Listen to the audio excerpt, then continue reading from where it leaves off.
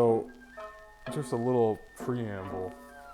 I guess that this is World War II propaganda, but why it's unique is it was supposedly unreleased. It was supposed to be for the invasion of the Japanese mainland, which never happened. And it seems kind of jokey, but this is it's a fake Japanese propaganda video. So it's American made, but the presentation is as if it's a Japanese propaganda video.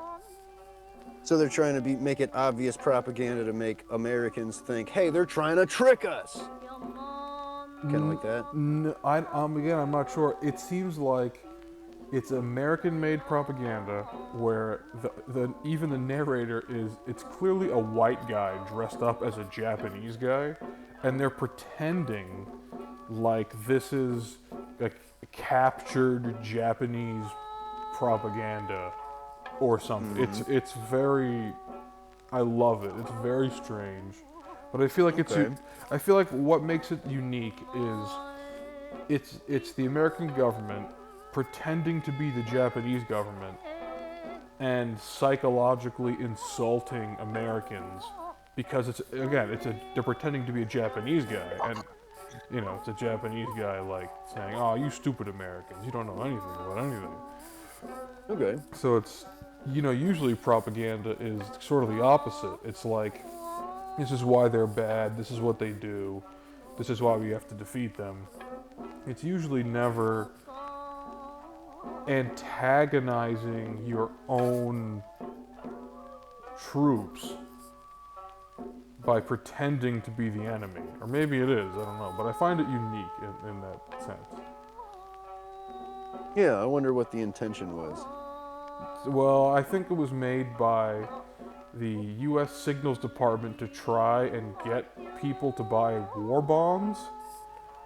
That's a big thing, it's like normal people buy war. You know what a war bond is, right? Yeah, well, it's like it's like any other bond, just for war.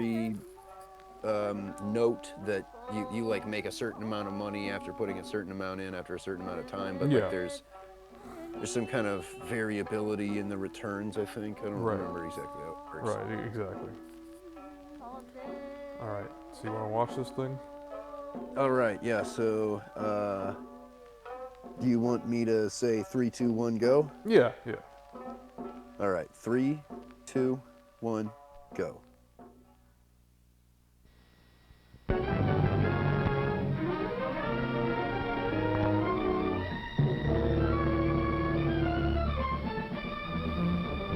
Feel free to comment or whatever. You don't have to be quiet. I just want to know what you think.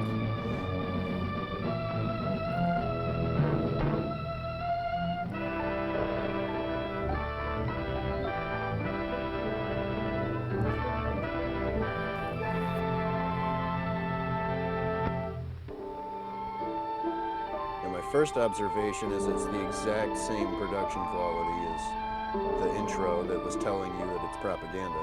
Right. So, He's a white guy. you are the enemy. Oh, I am not supposed to laugh. You've heard that the Japanese do not show their feelings, nor do I have big teeth and thick glasses. How sad to disillusion you, and how easy. Easy because you do not know the Japanese. You only think you do. And you're wrong.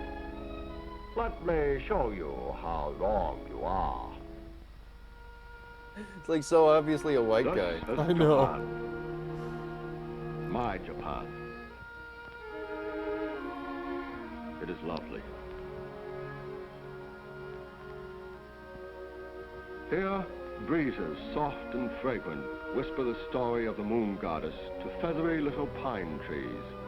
Here, dainty bridges hover over tiny streams, like hummingbirds over flowers. Here, sacred fish ripple pools of water, cold and clear as winter sunshine.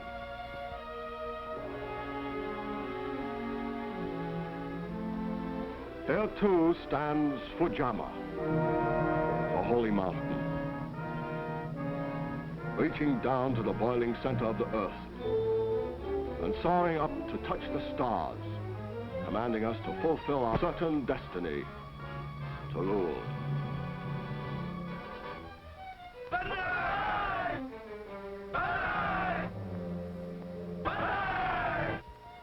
Yes, my Japan is lovely, is it not? This too is my Japan, the frame around the picture, the hard backbone of the graceful bamboo tree. It's also a beautiful piece. Flimsy buildings made of paper and wood. What is? One Just the vast whole torch thing is waiting just- to burn at the drop of an It's incendiary. beautiful. Look Why do you again. love the shots of the old architecture? Neither Yeah. fire nor earthquake can level our cities. You are finding that out, are you not? Nor do your bombings particularly impress us. London was bombed. Did England die?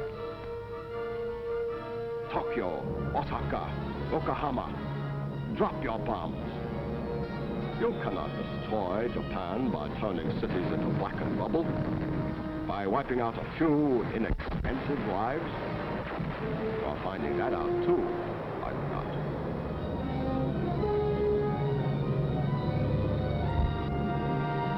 You cannot destroy Japan because you cannot destroy its heart, the Japanese people.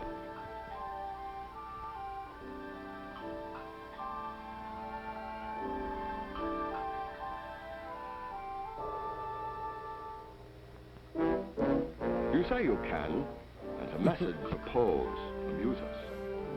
You say you can destroy us by starving us out. You forget that we're not like you. We have no soft bellies crying for beefsteaks and butter and candy. We live well on simple food, easy to get. Starve us? It is easier to starve a fish in I mean, the this ocean. must have. It's not like propaganda for the U.S. soldiers. It's got to be for like You say you can destroy you us said, for by people to buy making war sacrifices. bonds and just for the general How population we to suffer when you support do the not idea have a full tank Right. of of gasoline. How going to war. devastated we are at the sight of you jammed into pleasure trains. How we tremble when you have to wait to get into movies, restaurants, nightclubs. Sacrifices? What a delightful and foolish sense of humor you have. Or do you really take yourselves seriously? We don't. We think you're stupid. An admirable quality for an enemy to have. You say you can destroy us by outworking us. You must forgive me. This is one of the most amusing ideas of all.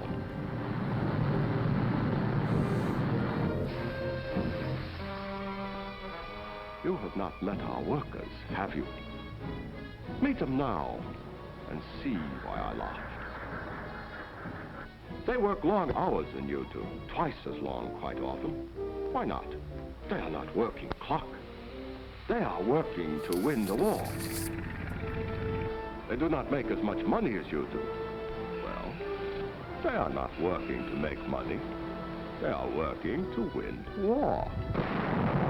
They work every day of every week. Is this so strange? They are not working to get days off. They are working to win the war. And they stand for hours in long lines to buy these Japanese war bonds. 20 minutes later, again you show your stupidity by assuming that we are like you. We hold our bonds to win the war. You say you can destroy us by outfighting us. You cannot. You cannot outfight us because the path ahead of you lies straight up the steep and rocky mountain of Japan, and it is slippery with blood. Your blood. You are a nation of bargain hunters. You will not be willing to pay the full price of victory in pain, in work, in money. I think the war bonds paid out pretty well, though, didn't they? I don't know. Tarawa, The U.S. ones, I mean. Saipan, Right. Iwo I'm Jima. not sure. I'm sure they did. Most of them as major victories. To you, they are. Us, they are minor defeats. The loss of island outposts.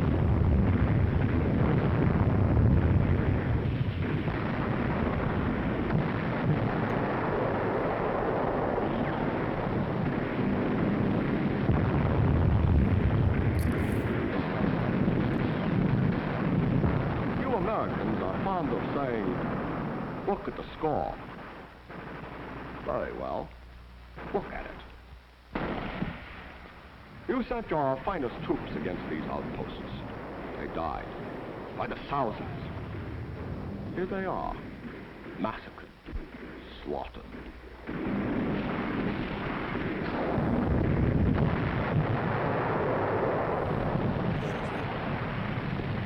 Real World War II footage. Yeah, I know. The island, you say? Yes, we expected you to. That is why we garrisoned them with second-rate troops. The best of your lives for the worst of ours. We, too, know a thing or two about bargains. You have not yet faced the best of our armies. You have faced only 10% of our worst. Our first-line fighters, millions of them, wait for you on battlegrounds of our own choosing. Wait across vast waters which thin out your supply lines and weaken your fighting Yeah, I don't know. strength. There's just something eerie about it because they're like making fun of Americans. In China, You in know, Burma, like they're just making all the fun other of half you. of the world. Well, they're kind of egging you on to work harder and buy more war bonds, basically. Yeah, exactly. Wrong about them. Sort of They've like, reached look full at the strength, you Japanese. say. They There work are no really more hard all the replacements. time and buy lots of war bonds. But then- Look at them. But then they're also Many mocking more. dead Enter U.S. our soldiers. armies every day, month in and month Yeah, out. it seems like really We lose dark and casualties. It is, yeah, like Now, ignorant little hard-nosed savages, you times say. back then. definitely. World War II was not an 90% of our easygoing armies can read culture. and write. It No, seemed like. Can you say the same for your own? Little That's such the All weird divisions of our contrast first with the line vibe fighters, of our real the armies times are that big we men, grew up with. the Is that kind you like the describe world as was so six-footers. easygoing in the 90s and early Savages? 2000s and No. 2010s Merely up until a realists while, and who face I don't know. The world is just like, no, wait. It Watch is a this fact part. Watch this that part. the Yeah. strong rule the weak. So, we rule the weak. It is a fact that the strong remain strong only if they exercise their strength. So, we exercise our strength. oh my god. It is a fact that the lower the birth rate among the weak, the less potential danger for us in the future. So, we control the birth rate. Oh, God. It is a fact that prisoners taken become a liability after they are drained dry of useful information. So we either transform the liability into an asset, labor for our rice fields and factories, or we write off the liability completely.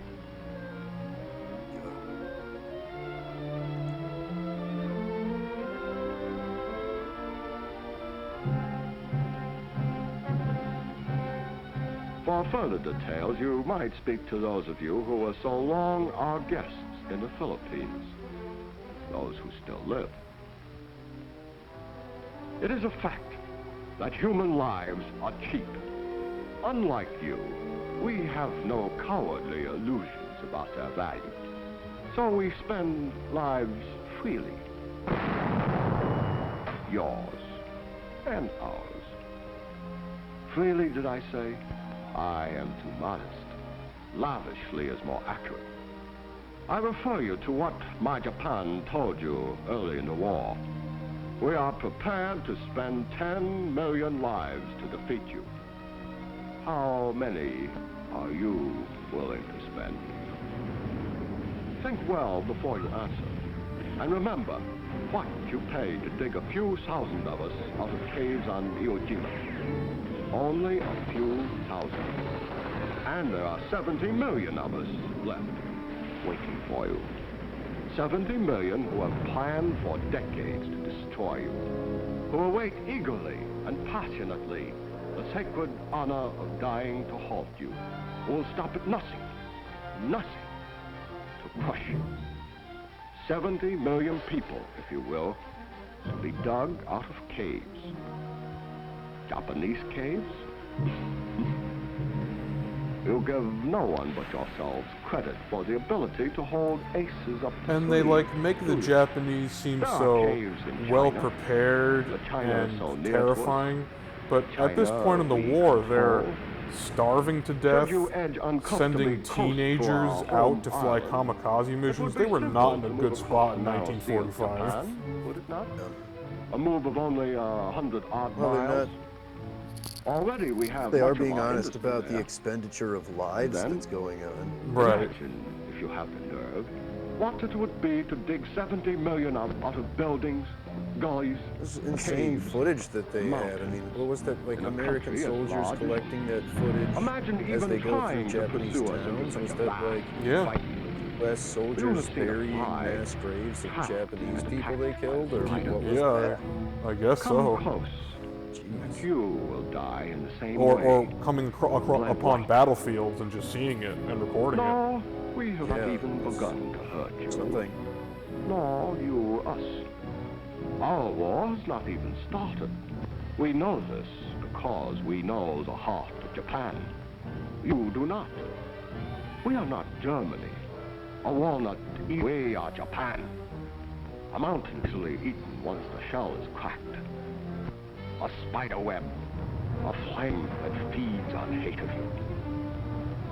Let the game begin. We gamble only once and for all time. And the stakes are all or nothing. Perhaps I disturb you with my harsh picture of what lies ahead. So feast instead on this, the beauty of my Japan. It is more to your taste for a world of make-believe rather than one of realities. No, I must not disturb you. I must not awaken you. Your dreaming is pleasant and useful to us. For you dream of victory rather than work for it. You talk total war rather than fight for it. You smugly expect peace at bargain rates instead of on our terms. By all means, come to my Japan if you dare. And welcome. It is beautiful here. As beautiful as the sight of your blood on our bayonets.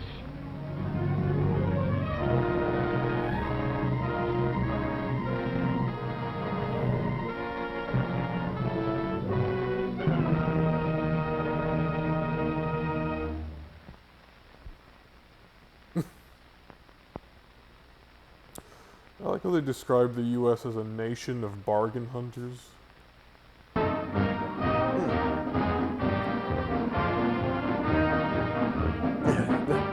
Now that's pretty overt. Yeah, buy war bonds. They're great. The mighty 7th War Loan. What year was this made in, do you know? 1945. 45. So it's the, yeah. And so I don't know exactly where I read this, but I think it was something like this was made in anticipation for the invasion of mainland Japan and for a continuation of the war for a longer period of time. So that's why it kind of gives this sense of like having to dig if once you better work really hard, they're egging you on because the Japanese are working super hard and they're dug in Manchuria and all over mountains of Japan and Asia, and if you don't buy these war bonds, you're fucked. And then the generals urged to drop the nuclear weapons, which, you know, we developed them anyway. We needed to see what was going to happen, I guess. Yeah, I watched some video on how that was going to go. I don't think it was as black and white as they dropped the nukes because they wanted to avoid the invasion of the mainland. I don't think it was that black and white. It was something else. It was something along the lines of like dropping the nukes was the first line of action, and invading the mainland was really just some sort of like propaganda power play. But I don't know. Yes, so what do you think? About the video, yeah, I don't know. It's strange, right? Incredible shocking material. It's strange how different the culture is today as far as like what kinds of narratives and material and like you've got to remember that TV is still like a weird newish gadget to people in 1945. I mean, I know it's not new, but I don't know what like the popularity of TVs in 1945 was. I think it is pretty Can't new, right? yeah. Like So mass watching of TV probably started in the 50s. yeah, so people wouldn't have been seeing this video around much. So it says something to me about what life would have been like before mass broadcasting became so engaging and so huge a part of people's lives. You know, I know there's been radio for a while, but I guess even that, like, you can just see this softening of discourse in culture over time. I guess because of broadcasting standards. As broadcasting becomes more and more of what people digest informationally and socially, they end up getting exposed to more and more, you know, risk-free mass appeal type expressions because that's what gets broadcasted. You can't just broadcast a bunch of Dead babies and headless Japanese yeah, people. exactly. So yeah, things have just changed so much. I imagine people used to be a lot more gritty, is what that says to me, before broadcasting was so widespread. Yeah, and I'm not even sure what sort of medium people would see this in. I think that's why I said it was for soldiers. I don't know why I think that, but you know, would somebody see this? War bonds, so it's probably for, you know, it's probably television advertisements, and I'm not sure where people were I don't watching think TV so. in the but Yeah, I don't know if it'd be a television advertisement because it's 16 minutes long, so maybe it'd be like before a movie, played in a movie theater, maybe, something yeah, like that. Yeah, yeah. but anyway, I don't know. There's something crazy about it. Just seeing them show like obviously they're showing like dead U.S. soldiers and captured POWs from the Philippines to egg you on, but they're also mocking them in a joking, you know, they're pretending to be Japan, so they're like, oh, you dumb Americans, look at how dead you are. And it's Yeah. just, there's just something about it that's so strange. Yeah, well, 1945 broadcasting seems super insensitive. I mean, It's a even tough time. movies that are really old, they just seem so not self-aware, you know? There's something about um, audio-visual media from before, I don't know, some point in the 80s or maybe 70s or 60s that just, the medium doesn't seem that self-aware and, you know, graceful yet. It seems sort of like its self-expression is awkward and shocking at times and just kind of jarring in some ways. And 1945 is going back pretty far, and it you know, definitely this piece of audio-visual media seems pretty, you know, kind of like, geez, they're just, you know, they're mocking dead people, including our own soldiers, in some like farcical, like false propaganda thing that's just like an ad for war bonds. I mean, it is Right, an yeah. advertisement, so it's an advertisement that's got to play on a television somewhere. I'm not sure exactly when they're going to load it up, or a projector screen or something. Might be movies, might be bars, I don't know. I don't know what the culture of screened videos of 1945 was like. Right. Because I know there were movie theaters, but there were televisions too by that time, right? I mean, they probably had it in bars and stuff or something. Probably, I don't know, probably really small TVs. I don't know. Yeah, little TVs at bars or, you know, rich people's houses playing like weird government war bond ads. I also wartime. I also wonder if the like the white guy he's clearly a white guy dressed up like a Japanese guy. That's not convincing. But what? He didn't think he was fooling anybody, I don't think, right? I don't know. In 1945, I bet they barely ever saw Japanese people. So maybe it fooled. I don't know. Maybe it did fool some people. Maybe. Because I remember there's a great movie I love called The Bitter Tea of General Yen. And the Swedish guy named Niles Astor plays a Chinese warlord called General Yen. And he's just in like a Chinese face. And it obviously is somebody dressed up as a Chinese person. But as the movie, like, he's just such a good actor, you just sort of forget that it's not a Chinese guy, you just pretend. And he's great. And so I wonder if it's, and that movie came out, I think, in 1936, and Frank Capra, who directed that movie, actually did go on to film some propaganda for World War II. So I wonder, I don't know if it's 1945 and you're seeing this, what they're asserting is a Japanese guy. And imagine if you're just from Iowa and you're like, oh my god, these Japanese are vicious, and you're just seeing this guy. You don't know what a Japanese guy looks like. I guess I could see it. I don't know, maybe not though, maybe that's me. You gotta imagine that everybody from pre-1945 was like Sling Blade a little bit. They're just like locked up in a place that doesn't have any like outside information, somehow just trapped in their tiny local milieu, right? Like, you just gotta have some kind of like super small town syndrome no matter where you live, because there's no media or anything, right? Like, maybe. I guess here in the cities that you don't get that, but that's kind of how I imagine people before TV. I wouldn't go so far as to describe them as Sling Blade, but I understand what you're trying to say. If you watch that movie, there's just this, like, French fried potatoes.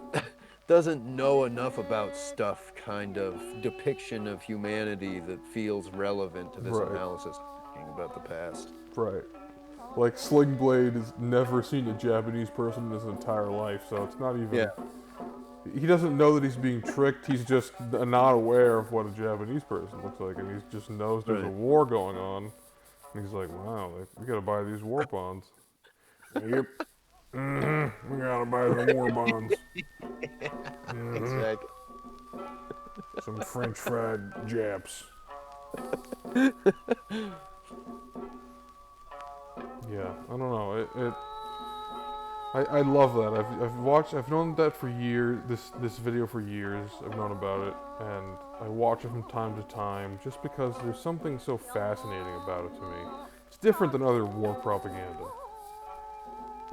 Other war propaganda is, you know, I don't know, chastising the Nazis about how evil they are or something. And this is, it's like pumping up the Japanese to be super badass and crazy and how dumb Americans are. And you're not gonna, I love the part where he talks about sacrifices. And he's like, sacrifices? You think you're sacrificing when you like don't go to the movies once a week? You think you're sacrificing when you like, you know, I don't like don't have soda or something? He says, he's like saying the Japanese we only need fish and rice. Our bellies aren't crying for beefsteak and candy like yours. Beefsteak and candy and butter. It's like that's just so funny, dude. Like these characterizations of Americans. Yeah, it's interesting to listen to those stories about whatever those things you sent me about the German prisoners thinking Oh, like, oh, sure, this amount of food they're giving us must be propaganda. They're just trying to psych us out, man. They yeah. don't have this much food. Yeah. We were like had some ship that could produce enough ice cream to feed everybody in the war like too much ice cream or something like that. Yeah. It's Just everything. like a whole cafeteria on the ship, but they like specifically had a huge amount of ice cream capacity. Yeah, ice cream ship. Uh-huh. Yeah, but in that German video, it was specifically like, what was it, like, it was eggs or hamburger or something? The guy was like, they can't possibly have this much hamburger. They're gonna start taking it away, and then they're gonna hold it against us. So we better start like stockpiling food under our beds. Yeah. So when they take it away, and it was like Like one guy never stopped for the rest of his life hoarding food or it's something. like hoarding biscuits under his pillow, and he kept getting in trouble because they're like, you can't keep hoarding these biscuits, it's unsanitary. But he thought they were gonna like steal them away from him.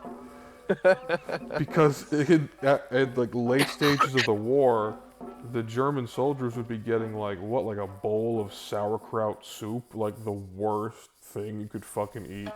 Sauerkraut soup and toast. Something, I don't know. And then you get captured by the Americans, and instead of being sent to a horrific gulag in a wasteland in Soviet Russia, you just get sent to like Ohio somewhere and they just feed you all day. Yeah, I guess. It's like, that's crazy. It's very fortunate compared to, I mean, American POWs, I think, were treated... Obviously, it really fucked with their minds. Like, they couldn't take it. It was weird on them.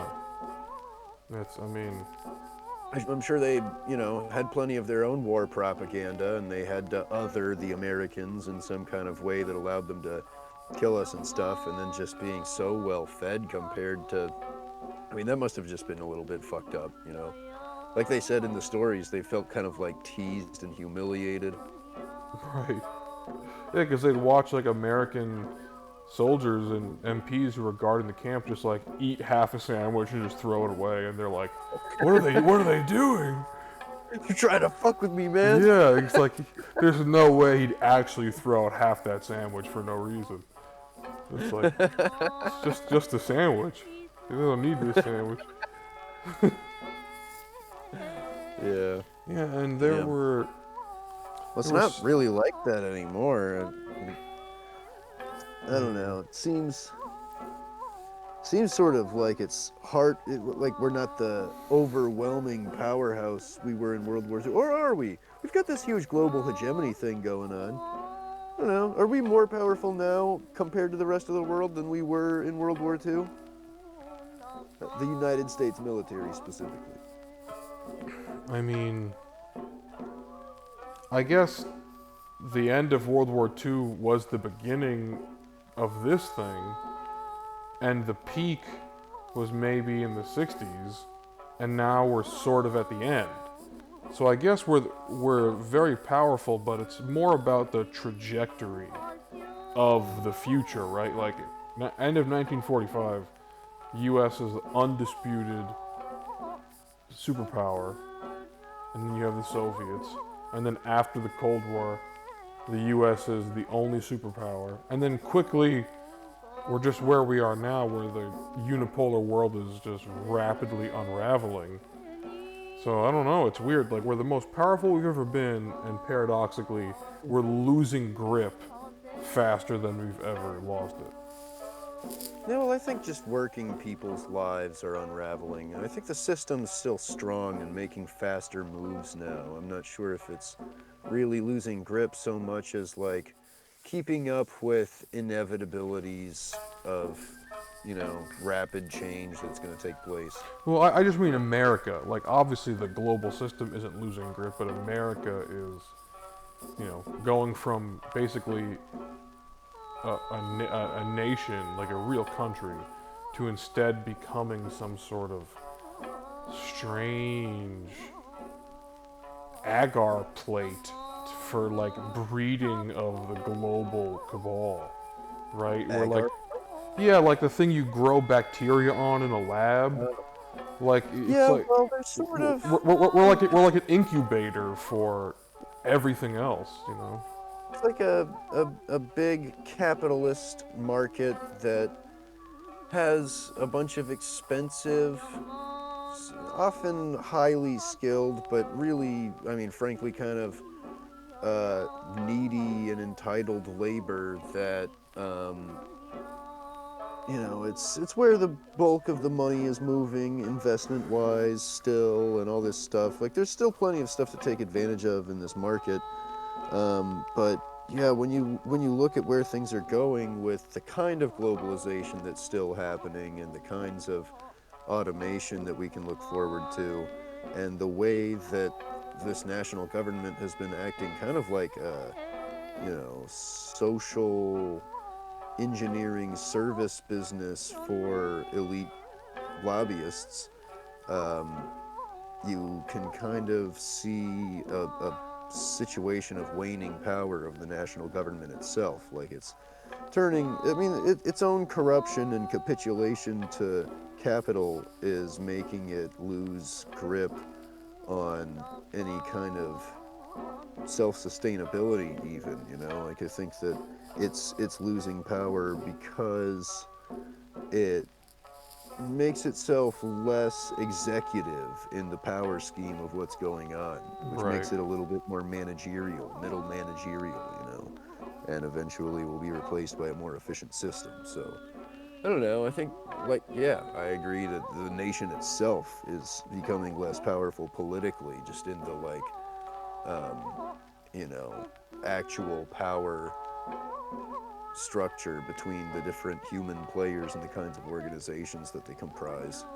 You know, Like and then obviously the power of the general populace is being eroded as well. right. Like we're still obviously the most powerful country. In fact, we're like an empire, but it's sort of like an old guy who has tons of money and resources who's slowly losing his mind. Like everybody's aware he's losing his mind, but he's still on top, and he's just coming apart at the seams.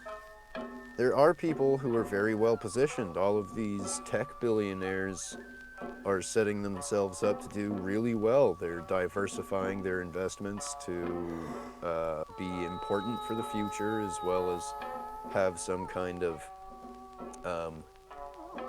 you know, economic robustness, maybe not self-sustainability. I guess it wouldn't go that far. I mean, you know, Mark Zuckerberg has his island where he does some probably some permaculture shit, keep like a cycle of farming going on his land and stuff. But you know, I mean, they're at the level where they're investing to be important and relevant for a long time, make a lot of money for a long time, own assets that make them, like, you know, they can live on their land if they need to or whatever. So there are people who are doing very well and looking forward to all kinds of insane opportunities. But yeah, the bulk of people, including nations and organizations that are traditional like that, they're just not doing as well. According to the famous book, Day of Deceit, Admiral Anderson was sent to Hawaii as an intelligence gatekeeper to suppress or downplay information that Japan may attack Hawaii. The admirals in Hawaii lived in beautiful Navy mansions at Pearl Harbor. When Admiral Anderson arrived in January 1941, he stunned everyone by renting a home for his family far away from Pearl Harbor. Dense black smoke billowed to the sky as the massive control tower began to keel over. The Arizona's courageous crew stuck to its guns until the very end. Here was displayed heroism that will live forever in the glorious annals and traditions of the American Navy.